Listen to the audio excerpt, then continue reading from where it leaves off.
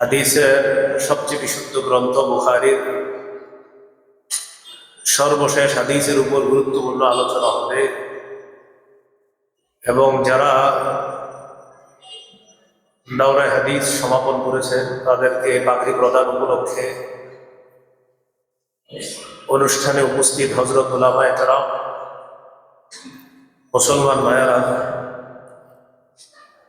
আল্লাহ তাআলার দরবারে শুকরিয়া আদায় করছি আল্লাহ আমাদেরকে মাহফিলে উপস্থিত হওয়ার তৌফিক দান করেছেন বলে আলহামদুলিল্লাহ। সূরাতুন নাহল 125 নম্বর আয়াতে কারিমা তেলাওয়াত করলাম। আল্লাহ তাআলা আদেশ করেছেন, উদউ ইলা সাবিলি রাব্বিকা বিল হিকমাহ, আপনি আপনার রবের পথে দাওয়াত দেন কৌশলে, ওয়াল মাউইযাতিল হাসানা, উত্তম ওয়াজের মাধ্যমে, ওয়াজাদিলহুম বিল্লাতী হিয়া আহসান, উত্তম পন্থায় বাতিলদের সাথে বিতর্ক করেন। ইন্না রাব্বাকা হুয়া আ'লামু বিমান দাল্লা আন সাবিলিহি ওয়া হুয়া আ'লামু বিল মুহতাদিন, আপনার রব অধিক অবগত ওই ব্যক্তির ব্যাপারে যে তার রবের পথ থেকে পথভ্রষ্ট হয়েছে, এবং তাদের ব্যাপারে অধিক অবগত যারা হেদায়েতপ্রাপ্ত। দাওয়াত দেওয়ার হুকুম করেছেন আল্লাহ।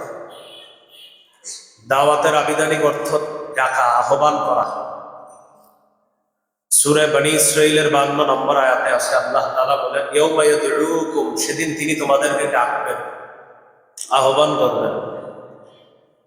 সূরা বাকারা 186 নম্বর আয়াতে আছে, উজিবু দাওয়াতাদ দাঈ ইযা দাআন, আহ্বানকারী যখন আমাকে আহ্বান করে, আমাকে ডাকে, আমি সাথে সাথে তার ডাকে সাড়া দিই।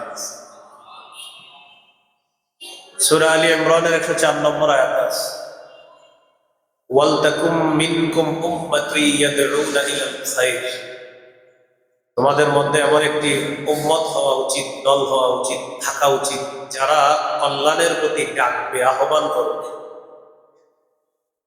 সূরা হামিম আস-সাজদা 33 নম্বর আয়াত আছে, ওয়ামান আহসানু কাওলাম মিম্মান দাআ ইলাল্লাহ, ওই ব্যক্তির চেয়ে উত্তম কথা আর কার, যে আল্লাহর পথে আহ্বান করে, ডাকে। সূরা কসসের 87 নম্বর আয়াত, ওয়াদউ ইলা রাব্বিকা ওয়ালা তাকুনান্না মিনাল মুশরিকিন, আপনি আপনার রবের দিকে ডাকেন, মুশরিকদের অন্তর্ভুক্ত হবেন না।